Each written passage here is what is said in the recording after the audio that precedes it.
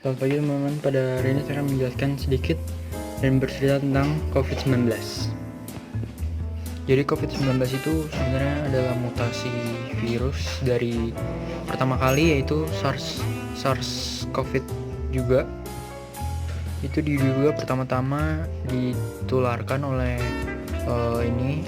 kelelawar, terus bermutasi virusnya ke hewan yang dikenal namanya civet, kayak kucing hutan gitu, terus akhirnya memiliki kapabilitas untuk bermutasi ke manusia. Terus hal ini juga pernah terjadi di tahun 2012, MERS COVID juga. Diduga bentuknya juga sama, kelawar tapi bermutasi ke unta dan baru bisa ke manusia. Sekarang yang kita hadapi ini yaitu COVID-19 bermutasi dari ini juga, kelawar, terus juga hewan yang dikenal namanya pangolin dan manusia. Diduga hewan yang menularkan itu pangolin ya, karena pangolin ini beredar luas, diperjualbelikan terutama di Cina dan seperti itu. Dan kalau kita lihat fatality rate-nya atau tingkat kematiannya, yang SARS ini itu sebesar 10% di 8.000 kasus dan 800 yang sembuh, jadi 10%. Kalau MERS ini ya ada 2.500 kasus dan 850 diantaranya meninggal, jadi terduga 34% tingkat kematiannya. Nah, sekarang yang kita hadapi COVID-19 yaitu dimana 100.053.517 kasus dan 5.735 diantaranya mati, juga 37%. Tapi ini itu belum termasuk yang asimptomatik atau tidak menimbulkan gejala dan juga ada yang belum diketahui. Tentunya data-data yang dikumpulkan ini berdasarkan data pada bulan Maret. Jadi sekarang sudah bulan Mei, pastinya sudah bertambah karena ini memiliki rate of transmission atau satu individu itu memiliki kapabilitas untuk menularkan 2-3 orang, bahkan lebih. Di rantainya bisa satu orang ini jadi tiga orang, masing-masing menularkan 3 lagi. Nah, ini kalau dihitung, ini dalam 2 siklus sudah menginfeksi 12 orang. Tentunya COVID ini lebih berbahaya dari influenza karena influenza ini memiliki rate of transmission 1,3 saja. Jadi ibaratkan kalau dibulatkan jadi satu orang kan menularkan satu orang terus, sedangkan corona ini bisa 2-3 orang sekali menginfeksi. Terus kita tahu yang namanya series of interval. Ini keadaan dimana satu orang yang terkena ini pada masa sampai dia kena symptomsnya atau gejalanya, itu dia udah bisa menularkan berapa orang, atau lebih tepatnya lagi berapa waktu yang ia butuhkan sampai dia kena gejala sampai menularkan orang. Tentunya kita tahu bahwa semakin cepatnya, makin kecil angka S ini akan semakin berbahaya. Nah, kalau COVID-19 ini untungnya dia rata-rata menularkan orang setelah 5-7,5 hari. Sedangkan influenza itu cepat sekali, 2-3 hari saja. Nah, sekarang kita bicara tentang penularan virus ini. Bagaimana virus COVID ini menularkan ke spesimen lain.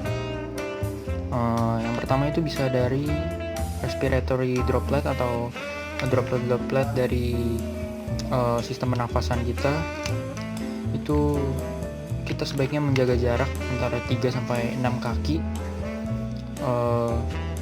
Tetapi virus ini juga bisa menempel di permukaan 24 jam ya biasanya. Tapi kita tahu bahwa kalau di plastik, stainless steel dan kayu juga kaca itu memiliki daya tahan yang lebih lama. sampai berhari-hari. Juga virus ini memiliki daya aerosolase yang cukup tinggi. Dia bisa bertransfer dari satu area ke yang lain. Virus ini dapat bergerak dalam satu area ke area yang lainnya 25 kaki per meter per menit maksudnya. Bahkan juga bisa kurang dari 1 menit. Nah, virus ini kalau di area terbuka juga bisa bertahan 3 jam. Jadi kalau ada orang batuk di depan kita terus kita lewat itu kalau kena membran mukus kita, itu kita bisa memiliki potensi yang besar untuk terkena COVID-19 ini. Terus yang kedua itu fekal atau oral.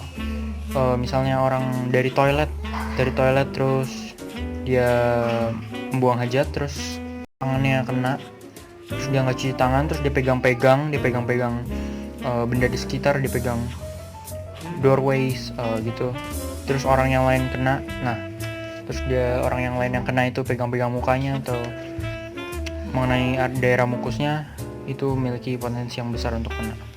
Terus hubungan mulut juga bisa, misalnya makan dalam satu piring atau satu hotpot seperti orang Cina yang biasa makan. Ya, jadi ketika virus COVID ini masuk ke dalam paru-paru, mari kita lihat apa yang diperbuatnya. Pertama, COVID ini memiliki 2 spike dan yang bisa attach ke pneumocyte ini. Kan ada yang tipe 1 dan tipe 2. Yang tipe 1 itu untuk gas exchange atau pertukaran gas. Kalau yang kedua ini yang dapat mengattach dengan virus ini, itu berperan dalam mengecilkan surface tension atau tekanan permukaan, sehingga dapat memperkecil collapsing pressure. Nah, yang berperan dalam virus ini adalah S-spike-nya yang warna hijau saya tandai ini. Itu akan bind dengan reseptor ACE2 yang dimiliki pneumocyte tipe 2 ini. Setelah dia masuk ke dalam sel pneumocyte ini, dia akan terurai. Dia bisa melakukan 2 hal, yaitu dia bergabung dengan ribosom. Nah, saat dia bergabung dengan ribosom, dia akan ditranslate oleh ribosom. RNA-nya akan tertranslate menjadi beberapa poliprotein yang akan mengalami proteinase menjadi komponen-komponen virus ini. Nah, setelah komponen-komponen virus ini sudah terbuat, dia bisa melakukan satu hal lagi. Dia bisa memberitahu di RNA atau RNA polimeri. Itu fungsinya untuk menduplikasi dan membuat RNA lebih banyak lagi, sehingga ini kalau sudah digabungi jadi virus baru. Tentunya proses ini itu bersifat destruktif kepada sel pneumocyte ini. Nah, ini sel yang pneumocyte ini yang hijau-hijau ini, dia akan mengeluarkan enzim untuk memberitahu organ-organ di sekeliling ini bahwa tempat itu sudah rusak. Dia akan memberitahu yang namanya makrofag ini. Dia akan menghasilkan beberapa sitokin, yaitu interleukin 1 dan 6 dan juga TNF alpha. Dia itu akan masuk ke dalam aliran darah, mediator peradangan. Dia akan mengakibatkan beberapa hal, yaitu dilation atau pelebaran pembuluh darah, dan juga menaikkan permeabilitas kapiler. Jadi karena naik permeabilitasnya, ya yang fluid yang di aliran darah ini itu leak, bocor ya, terus masuk ke sini, ke intersection yang di sini, itu menyebabkan alveolus ini terkompres, yang memimpin alveolus ini ke alveolus edema, yaitu bengkak ya alveolusnya, dan itu menandai harus menurunnya surfaktan yang berfungsi untuk menjaga fluid di dalam alveolus dan di luarnya. Itu turun, karena itu turun, surface tensionnya harus naik. Karena surface tensionnya naik, kita tahu hukum Laplace, surface tensionnya 2P sama dengan 2T per R. Nah, kalau tension naik, berarti collapsing pressure-nya yang dialami alveolus juga menaik. Jadi alveolusnya itu menciut, membengkak ke dalam. Nah, terus alveolus ini udah collapse, dia itu bisa menjerumus ke hipoksemia atau paru-paru basah. Karena banyak fluid yang ada di dalam sini ya, otomatis oksigen yang dapat masuk ke dalam sini dan bertukar sangat terganggu. Karena saat terganggu akan menimbulkan efek signifikan terhadap kinerja pernafasan kita. Tentunya sangat berat untuk membuka ini yang sudah basah tadi dan mengcover intersection ini yang sudah basah juga. Jadi susah untuk membuka alveolus itu kembali. Nah tadi karena di dalam alveolusnya sudah sedikit mengalami O2, itu bisa mengakibatkan naiknya detak jantung kita. Kenapa dapat menaikkan detak jantung? Karena sedikitnya O2 yang beredar dalam darah itu akan men-trigger kemoreseptor kita yang memerintahkan saraf simpatetik kita untuk menaikkan detak jantung.